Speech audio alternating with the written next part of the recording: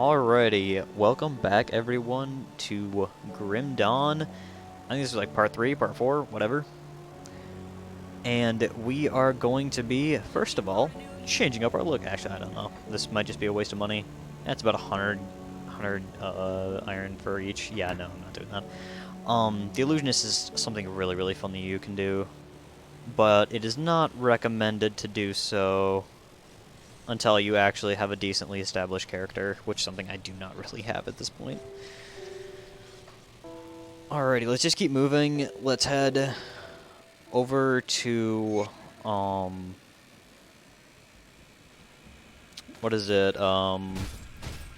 Lower Burwich, and we are going to try and get a strange key today. Like, right away when we get there. The strange key is a item that gives you access to a dungeon that is a vitality-based damage dungeon, and the units there are rather high level and somewhat difficult to kill, but the loot that they drop is not necessarily good for the class that I'm currently playing, but it is just good enough loot to where it's worth going there. And also there's the chance that they could drop legendaries, or not legendaries, but they could drop epics. And when you start getting decent level epic drops, then it kind of makes it all worth it. I'm hoping I can find some, maybe like, what is it, Reaper's Touch? They're like scythes, they're very good. I'm also hoping to maybe, possibly, I don't know, find some other stuff. There's a whole bunch of different low-level epics that I could think of that would be really decent. Get like sky shards. That'd be fun.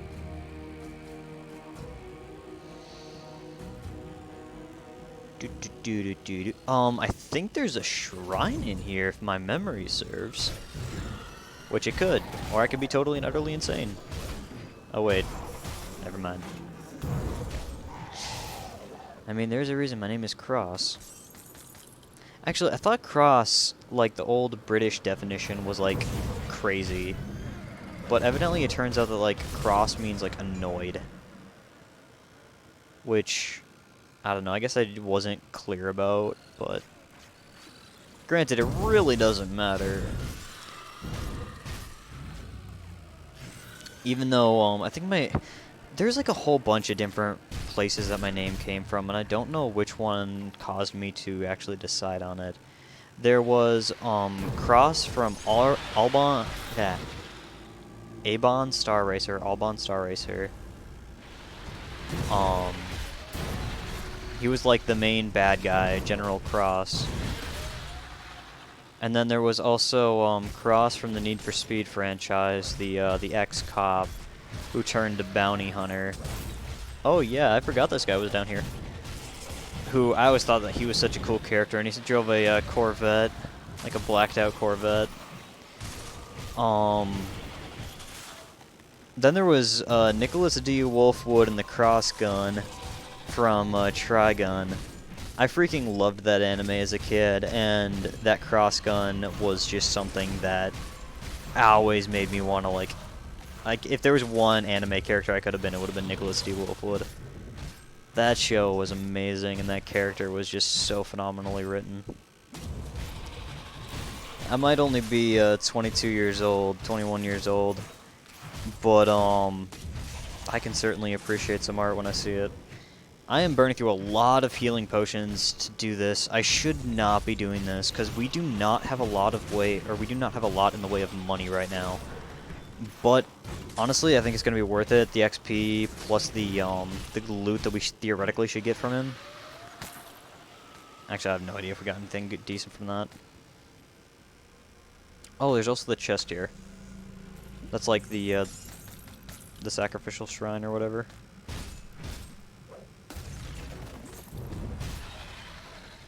Yeah, we're still at 11 health pots. Ooh, I just smacked my elbow. That hurt. Alright, so we got 3 levels. Put the last one to this. Does this have any chaos damage on it? No, it is just pure fire damage. Okay. I believe this gives it chaos damage. Yes, that gives it chaos damage and burn damage. That gives it even more chaos damage and burn damage. which is good. That gives me fire retaliation plus movement speed, which is good, but then we've also got spectral binding, which gives me HP. Oh man, that doubles the HP. That doesn't... Wait. Yeah, that... Still, that's good. That's really freaking good. But then there's this, which adds more movement speed. No, yeah, let's just max out Spectral Binding for now. No, let's do one Spectral Binding, one do a Reaping Strike. Because Reaping Strike is a lifesteal ability as well, which is really, really nice. But yeah, for anybody who's watching this, like, anybody goes by their gamer tag, definitely put down, like, what your tag is and why you chose it. Because I still to this day don't know why I chose what I did, but I don't know if I could ever change back. Or I don't know if I could ever change it at this point.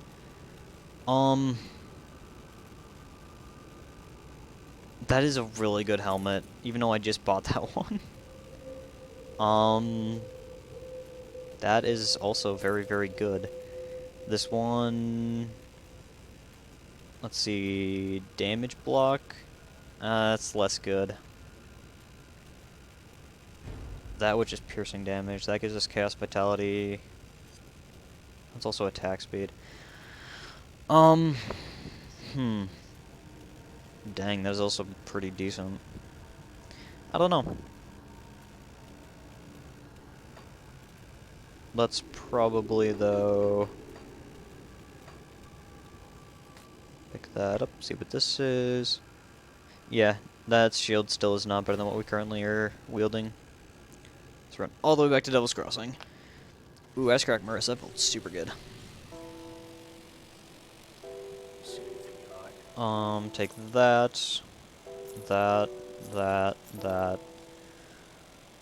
That's really good, so we're gonna hold on to that. Get rid of that.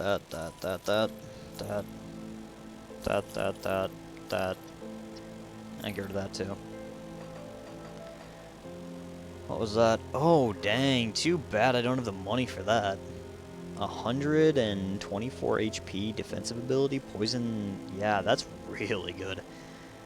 But, whatever, it is what it is. And we are going to be trying to build up a decent amount of scrap, because we are going to need it. Wait a second, we're already at the... Oh yeah, that's right, we're at the Foggy Bank.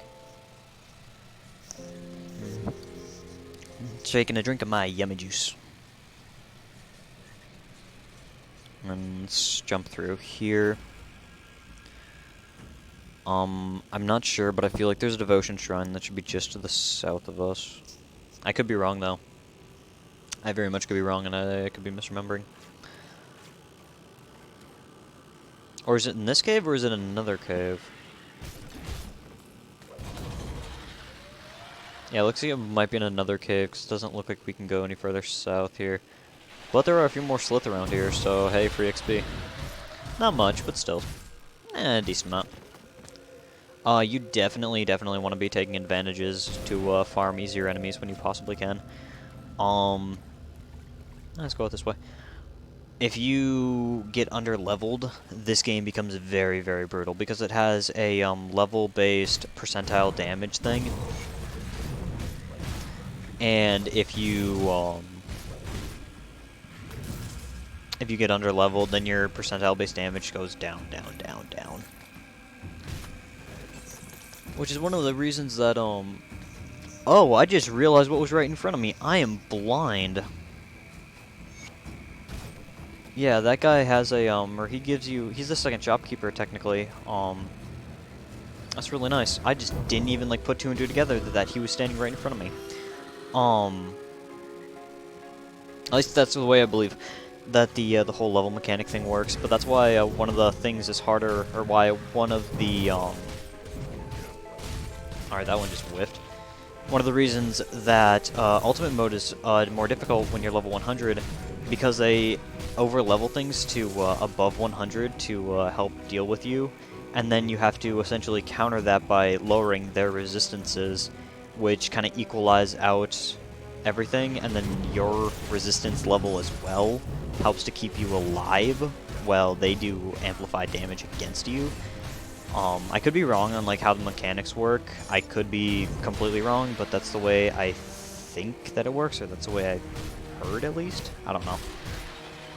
I legitimately could just be completely and utterly crazy, which, let's be honest here, is probably just the truth. Foggy Bank, that's where we're going. But we must first open up all the sparklies. We cannot leave any sparklies behind. Sparklies equal money. Money equals loot and weapons. Loot and weapons equal fun times. Fun times equal more fun times. Yeah, I'm out. We are getting closer to the Lower Burwitch. Actually, first we have to go through... Oh, we could shoot... No, yeah, let's go through Lower Burwitch. Or go through the flooded passage. We could use the bridge right away to get over, but by doing that, we're going to be essentially giving up all of the scrap that we currently have in our inventory, and it's going to be also giving up a lot of money. That is not something I really feel comfortable doing right now, because like that chest plate that we had just seen a few minutes ago, that chest plate is an amazing item that would have been really, really good, but because we've already spent most of our money on other such items, we don't have the ability... Wait, is this one I was already in? Yeah, that is literally the cave I was already in. Lol. We don't have the ability to purchase that kind of stuff. So let's hold on to our money, and let's hold on to our scrap, because we are going to be crafting stuff very shortly once we get our blacksmith. And our blacksmith is not too far away. He is just beyond the flooded passage, and it's going to be the strange key is also just beyond the flooded passage as well. So yeah, I think the best course of action is just to take the longer route. Also, there's a devotion shrine that I just totally forgot about too in the flooded passage. Whack, whack, whack. Yep. Let's just keep on rolling. But like, let's just take a second to appreciate how this game looks. I know the water might not look the greatest in the world, but like, just look at this scene. This looks so nice, and we're running it at a very decent frame rate. There is one problem with this game, though, one mechanical problem that I believe is more based on the game engine than it is on the original game.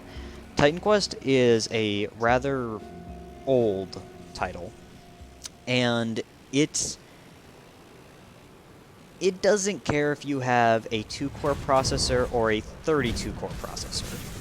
Titan Quest and Grim Dawn are both single-core heavy. Like, you can have... Like, I have a Phenom X6 1060 or 1065T. I have one core working at about 90% capacity. All my other cores are about 10, maybe 11% capacity, which is absolutely ridiculous when I would think that this game should be able to fully utilize like an 8-core processor. And yes, I know my hardware is rather old, but I have my little Phenom overclocked to, what was it, 3.5 gigahertz. Gets like 500 on Cinebench. So it ain't great, but being that it's a recording / rendering video production rig as well as a gaming rig, I got a GTX 780 connected to that little Phenom, and I'm able to play games at 60 FPS on the highest settings without any problem, and it is a wonderful little budget computer that I built. I think I built this entire thing for like 250, 300 bucks or something, because I was just buying out parts that people either say were just too slow, not good enough, or possibly weren't working when they were working just fine. They just didn't understand what they had to do to make them work better. That's another like little interesting thing that I do. I buy a lot of old computer tech, that isn't like old. We're talking like GTX 700 series, being 780s, 770s, that people say it just doesn't work anymore. My GTX 780 was running a Crossfire configuration, or a SLI configuration, and the guy would constantly let the card overheat. And so all I have done is I have put a temperature limiter at 80 degrees Celsius on this card, and the card has not overheated for me. It has not ever once thrown artifacts at me. It has never once crashed on me. It is a perfectly fine, perfectly working card. It's just not working at 100% efficiency. It's working at about, I want to say 90% efficiency, or 90% of its capacity. And I know that might not seem like the greatest thing in the world, being that you could get more modern cards that would be able to do the same thing, but I bought this GTX 780 for $35. So saying that a $35 graphics card is a bad thing, especially when you're able to play things like Skyrim on the highest settings without any problem, is kind of dumb. Like, I fully wholeheartedly love my system, and I built it from the ground up. I built it using all the components that I could find that were great deals, and I honestly plan on building more. Actually, I'm planning, if, yet again, if Lord willing, if computer part willing, if everything willing, I would like to build a similar system on my channel and be what you can use for an entry-level YouTube system. Just because I think that this system is one of the best systems you could possibly build on an extreme budget. And like, I'm not honestly on an extreme budget. If I wanted to, I could buy a $300-400 graphics card. I could buy a $300-400 processor, $300-400 everything. But why should I when I can get similar performance out of what people are paying $1,000 for like $250? And that's my whole like mentality when it comes to PCs and PC building. Oh dang, that is good. That is so good defensively. We're almost at 2000 HP. Let's turn that off. Yeah, we're still almost at 2000 HP. That's super good. Hey, let's have even more HP, shall we? That one's less HP, but it is more armor. We're good on armor, though. Actually, are we good on armor? I got 69 armor. That's decent. Let's actually add some physique and some cunning. Yeah, a buddy of mine named Sam, he wants to build a new PC. And the PC that he's been talking about building, that he calls his Flex PC, is a Ryzen Threadripper. I don't know what Threadripper he was planning on going with, but he was going to go with a Threadripper. He was going to water cool the entire thing, and he was going to put in, I want to say a GTX 7, or not a GTX 7, an RTX 2060, which, I mean, all the power to him, but he was going to spend $3,000 on a computer, completely water cool it, and he doesn't even know how to put a system together. I'm like, you are grade A stupid if your first computer that you're going to build is going to be something worth $3,000. It's like people like that are the people who I bought my GTX 780 from. They don't understand what they had, they don't understand how to get to work, and then when it doesn't work perfectly for them, they whine and complain and sell the stuff for pennies on the dollar. And it's like, if he wants to get into YouTube, if he wants to get into Twitch streaming, what he should do is build a system like mine. Does it have to be exactly like mine? No. But something much more economically decent would be a much smarter idea. And for some people who look at my system and just say, oh no, that is just utter crap, why would I build a Phenom-based system? Phenom processors, I know they're not the greatest. They're old workstations, essentially. But if you can find a 1055, 1065, or 1075 for a decent deal, heck yeah, snatch that thing up. They are really decent processors.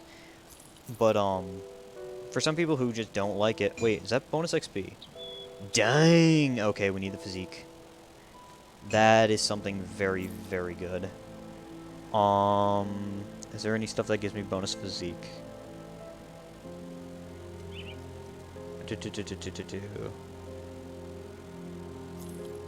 That. Get rid of that. Get rid of that. That is bonus to Cunning and Spirit. Does that even have anything bonus physique? That's bonus percentile based physique. Ooh, that's a really good ring. That one's bonus percentile physique. Bonus percentile spirit too. I don't know. I'll keep the salt bag because I know if I get rid of it, I'll end up regretting it later. But we can definitely hold on to the sword. And we can get rid of the shield too if we're not going to use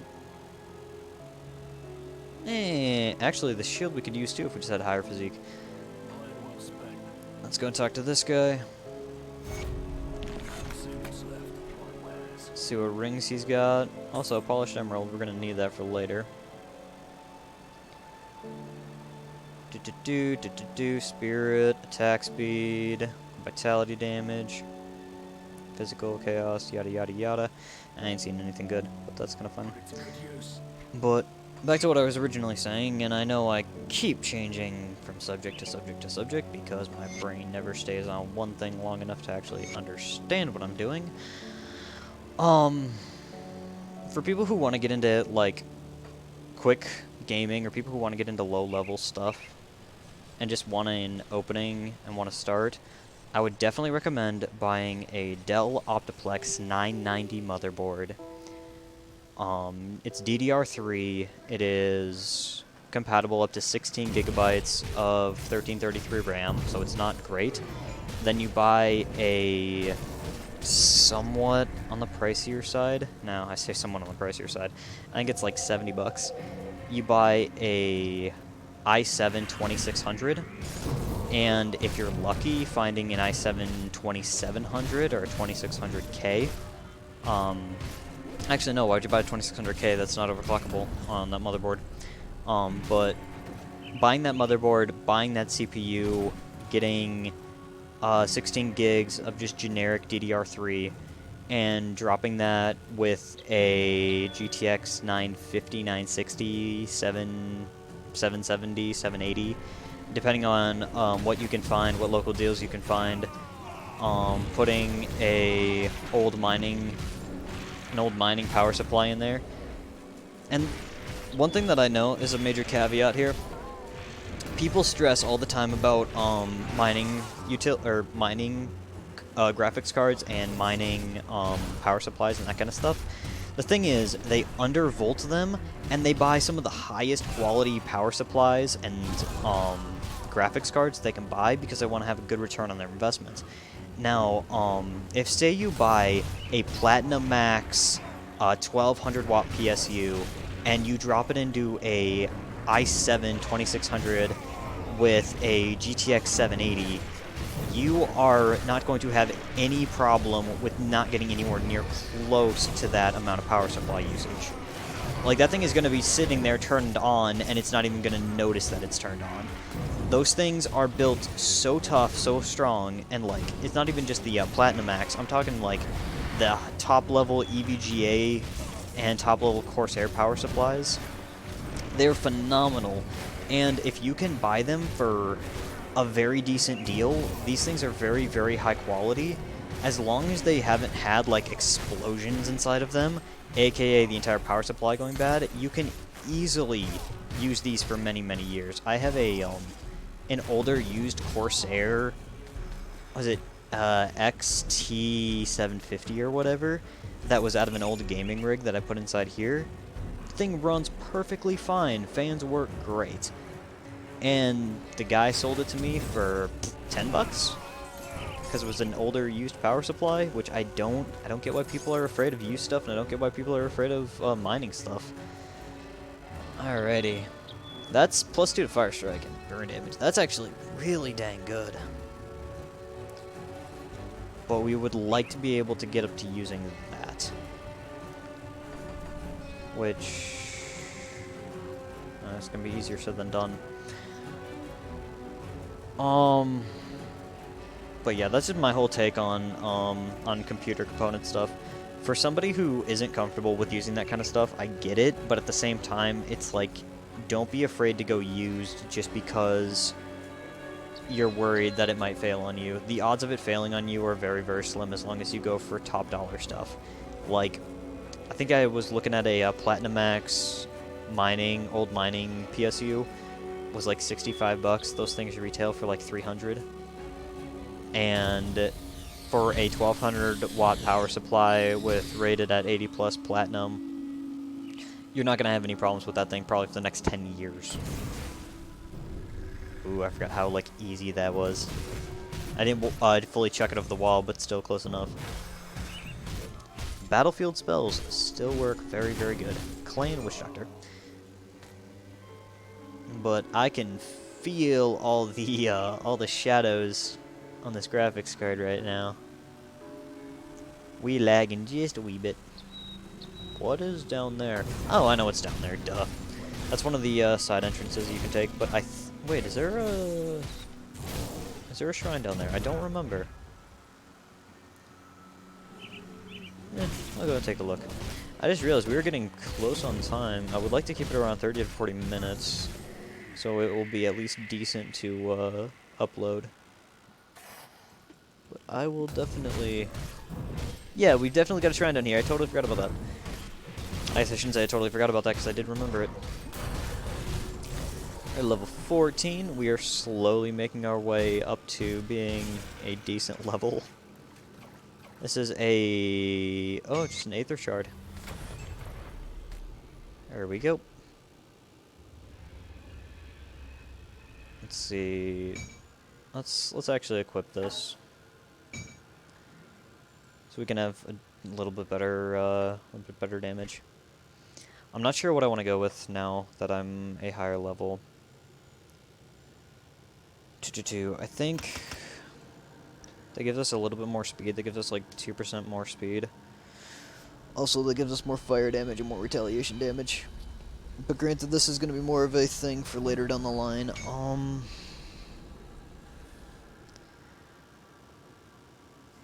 That gives us bonus damage to main hand. I don't know. Oh, and that's bonus damage to bonus damage to physical.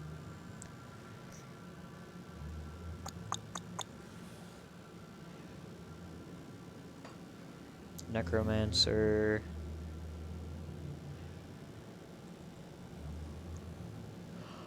I don't know what would be a good idea to go with.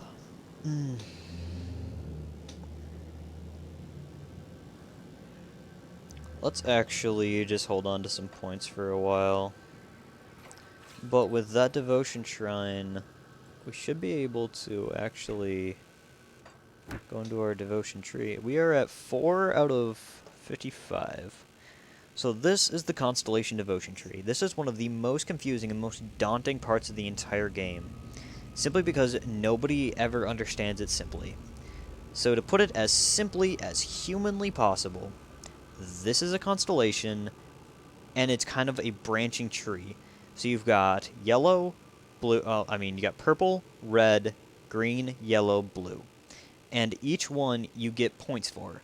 So you've got 4 points available by doing those shrines, and so I could put 4 points into purple constellations, and the more powerful purple constellations I get, the bigger and better it gets.